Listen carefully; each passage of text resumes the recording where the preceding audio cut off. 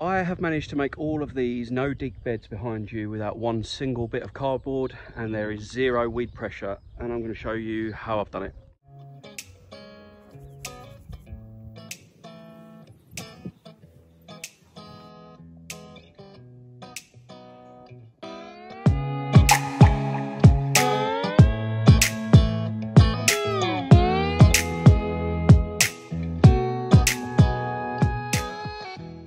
Hello and welcome back to another vlog on the Essex Allotment Farm. For those of you that are new around here, my name is Alex and I'm an organic vegetable grower here in the UK. I grow on this market garden that I'm creating commercially for a veg box service here in Essex. I've got a few things to catch up on in this vlog because I haven't vlogged for a good few days. I've been super busy, but I just thought I'd take this opportunity to finalise how I've created these beds from scratch, or how I'm going to go about doing the next 3 blocks. And it is using no dig principles in the most part, but I haven't had to lay a single bit of cardboard. And when you're on a huge scale like this and you plan to have beds all the way down that road there, getting that amount of cardboard is going to be an issue. So you need to think outside the box and think of different ways to do it, and I'm going to show you how I've managed to achieve these beds without a single bit of cardboard. So let's get straight into that. So I know many of you might be in a similar situation where you have inherited an allotment that's covered in weeds or grass, and historically, if you were not using a no-dig method, you would turn that all over and turn it all over and pick out all the weeds by hand, or maybe even till it in the past. And I think as a generalization, we're all moving to the idea that perhaps that way of doing things is a little bit more time consuming. We know people like Charles Dowding and others before him have been massive advocates of the no dig or no till sort of a way of setting up your allotments or growing spaces, and those are the principles that I've used here. So what did I inherit? Well, I did inherit some ploughed land, and it was freshly ploughed, but it did have a lot of weed pressure in it. You could see in the heart of summer when I inherited it that the weed seeds were historic. There was a lot in the ground, and every time that ground was ploughed or re-ploughed, the new seeds would germinate, and I would end up with this carpet of green sort of annual weeds like this. I'll show you now. So this is what I inherited, in a massive great big long line all the way down. And in the height of the summer, after about 4 or 5 weeks, all these new weeds had regerminated. All the seeds that were still in the ground that were viable would have been churned up to the surface, and the next lot of them will have germinated. And whilst you're doing that, you are affecting the sort of soil structure and the micronutrients and the soil build-up in the soil underneath, and you can see it looks quite dead and dry in between the weeds. So on a smaller scale, in the past, maybe on my allotment, if I had something similar to that or something similar to that, I would just trim that down to a manageable level, and I would lay cardboard on the top and then put manure or compost or some kind of organic matter on the top to suppress the weeds. But when you're doing it on a scale like this, these huge areas like this and all the way down there, getting enough cardboard to cover these whole areas, or all the beds that would be in these areas, would be nigh on impossible, or it would cost me a lot of money. So I've done it a slightly different way. It does take a little bit more planning, but here's what I did. I've replaced the cardboard with a massive great big sheet of plastic.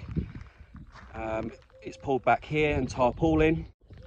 Now this 3 months ago was laid on ground that looked exactly like the green weedy soil that you just saw, and on one of the blocks that I'll be creating next here, which is block C, will be my 3rd block of beds. This tarpaulin has been covering this green weedy area for just under 3 months, in the rain, in the cold, and this is what's happened to the soil underneath. You can see as I just walk along and pan down this block, I'm now in the middle of that big block that I just showed you, that there, albeit stony and still very clay, which is something I've got to deal with, there is not a single weed seed in sight. Sorry, or germinated weed in sight. And I've achieved this in the same way that cardboard would have done it, but with the black plastic. So let me explain a little bit more. So you may or may not know, but the reason you put cardboard on a no-dig system or a layer of something in between your new compost and the weedy, grassy area that you're trying to suppress is to block out the light from the weeds that will eventually kill them over time. And whilst your compost is incorporating and breaking down, it will kill off all the weeds that you've blocked the light off. And then obviously by not returning the soil or digging it or bringing a change in the soil structure in any way, you're not bringing any fresh weed seeds ready to germinate up to the surface of the soil. So by letting the weeds germinate in the summer and then grow into small weeds and then smothering them with the big black plastic tarpaulin, I've managed to create this surface where there is no visible weed seeds or no weed seeds to germinate, and a bed that's 250 square meters, or an area that's 250 square meters, that will become 10 market garden beds of completely weed-free soil. And so in true no-dig style, now I will complete the practice of adding some rotted cow manure, in this instance to add organic matter to the surface of my really clayey soil, so that over a long period of time that will break down and improve the soil that's already there. And then I will put down a layer of fresh compost or more rotted compost on the top, nice and thick. That will aid, well, there won't be any seeds to germinate. I've let them all germinate and I've burnt them off with the plastic, but that'll aid blocking out any light to that soil that you've just seen, and then enable me to plant directly into those beds as soon as they're ready. So that's my task over the next few days, weeks, to build block C, then do the same with this plastic that's covered where block D will go here, and then I will move the massive 30 metre by 30 metre black plastic up and cover up this newly germinated weedy area. And whilst I'm building these two blocks, which will take me a good few weeks, it will be killing off the weeds that are in that area there. And with the increase in weather and increase in sunshine, that will aid how quickly those weeds are burnt off underneath the plastic and die away. So yeah, that's the plan. That's how I've incorporated the no-dig sort of method of building my beds, but without a single bit of compost. I'm just going to show you this as a quick example, actually, as I've just been walking back to the shed to finish off the filming. I've just spotted another area where I've done something similar, but it's a really good example of how easy it is to kill off weeds that I've already germinated using plastic. So have a look at this. So under the edge of all my fencing, to stop the weeds creeping into my blocks, I've put sort of like a 30 centimetre wide piece of weed membrane under the fencing. And if I just get down, you can see that, like the rest of the field, we've got this weed pressure creeping in, creeping up. They've germinated in the freshly sort of churned over soil.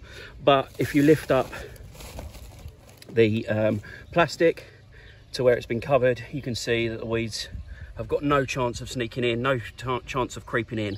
And that over time, so these have obviously been there a little bit longer, probably close to 6 months, but over time, even though that was weedy and green underneath that plastic when I laid it, it's killed off all those weeds by blocking out the light.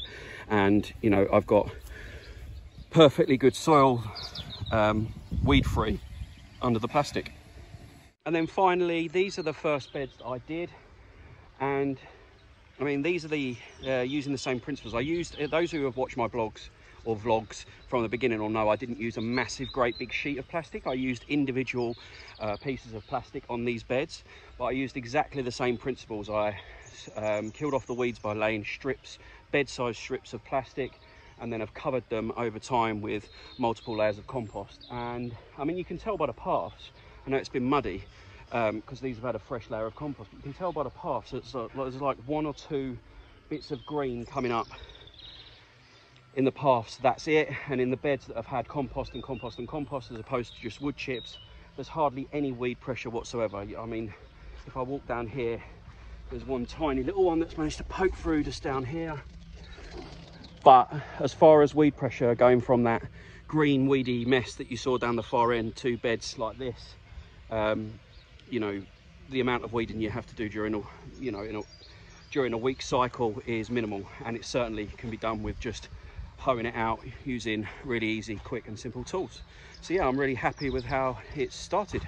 You can probably tell that I've been fairly busy and that the beds in block A are looking a lot fresher, and the few weeds that had poked their way through in between some of the trial crops that I had in there have gone, as well as most of the trial crops have gone as well, and that's what I've been doing this week, and that's why I have been so busy.